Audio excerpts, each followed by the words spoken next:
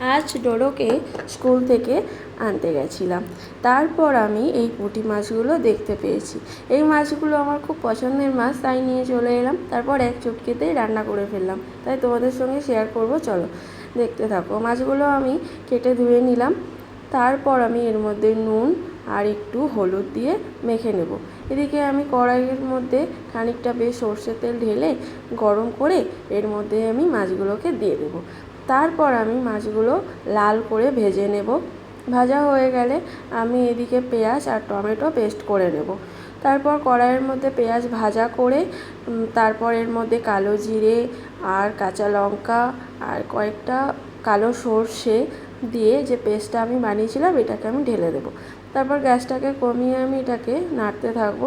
এদিকে আমি আমটাও ঘষে নিয়েছি, আমটা দেব এর মধ্যে। আমটাও আমি দিয়ে দিলাম। এবার এর মধ্যে আমি দিয়ে দেব আমচুর আর কাশ্মীরি লঙ্কার গুঁড়ো, আর দিয়ে দেব বেশ খানিকটা কাসুরি মেথি। এই কাসুরি মেথিটা দিলে ফ্লেভারটা খুব সুন্দর আসে। তারপর আমি এটাকে আবার নাড়তে থাকবো।